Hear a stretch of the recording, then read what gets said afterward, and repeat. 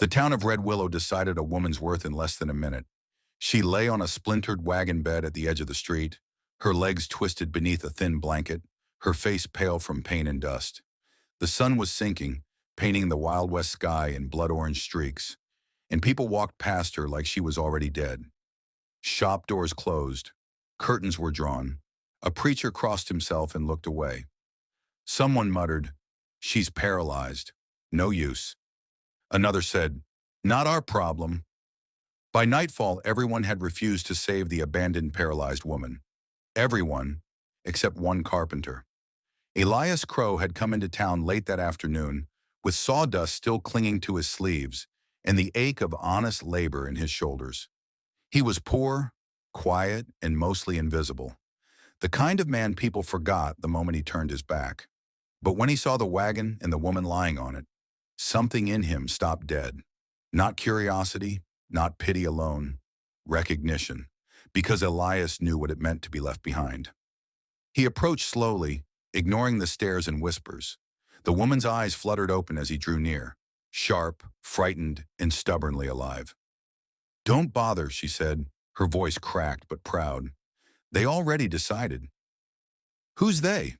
Elias asked. She gave a weak laugh. "Everyone." Elias looked around at the emptying street, the town that had already written her ending. Then he looked back at her. "They don't get to decide," he said quietly. Her name was Clara Bell. She had been traveling west with her husband and 2 children, chasing the promise every frontier family believed in. 3 weeks earlier, a bandit ambush shattered that dream. Her husband was killed. Her children were taken. She didn't know where, or if they were even alive. A bullet struck her spine, leaving her legs useless. The wagon driver abandoned her outside Red Willow, claiming she'd slow him down. The town doctor took one look and refused treatment. "No money, no cure," he said. So Clara waited to die. Elias didn't have money either. What he had was a small shack on the edge of town, a pair of rough hands and a heart that wouldn't let him walk away. He lifted her, carefully, respectfully, and felt how light she was, how much grief could weigh on a body. People watched from porches as he carried her through the dirt road. No one offered help. A few shook their heads like he was a fool. He didn't care. The shack was barely fit for one man.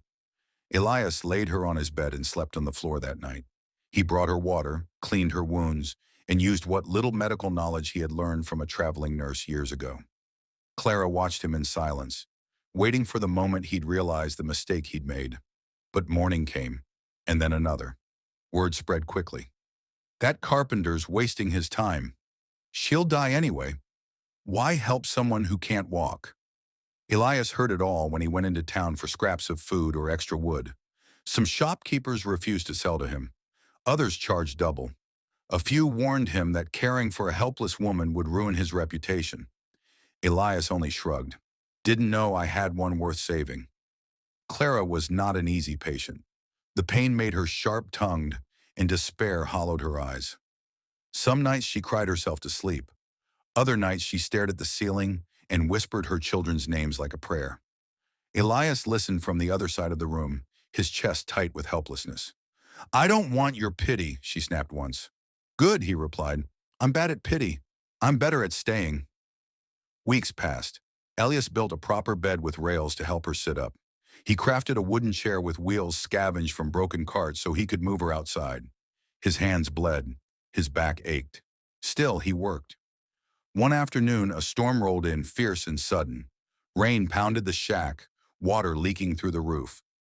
Elias rushed to place buckets, but the floor grew slick. Clara's chair tipped, and she fell hard onto the wooden planks.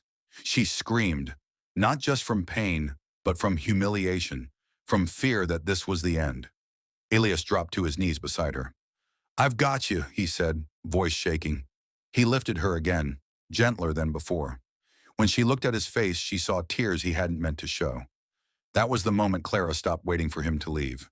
Their bond grew not from romance, but from shared survival. Elias spoke of his past, a wife and child lost to fever, a town that moved on while he stayed frozen in grief. Clara shared her guilt, her terror that her children might believe she abandoned them. One morning, a traveler stopped by the shack. He recognized Clara's description. I saw two children matching that story, he said. Alive. Working at a ranch 2 days south. Hope is a dangerous thing when you've been broken. Clara shook with it. Elias made a decision before fear could catch him. He sold his tools, his shack, everything he owned. With the money, he hired transport and set out with Clara toward the ranch. The journey was brutal. Dust choked the air. Wheels broke. Bandits lurked. More than once, Elias had to stand between danger and the woman everyone else said wasn't worth saving. At the ranch, they found the children. Thin, frightened, but alive. Clara wept until her body shook. The ranch owner resisted at first, but something in Elias's steady gaze made him back down. They didn't return to Red Willow.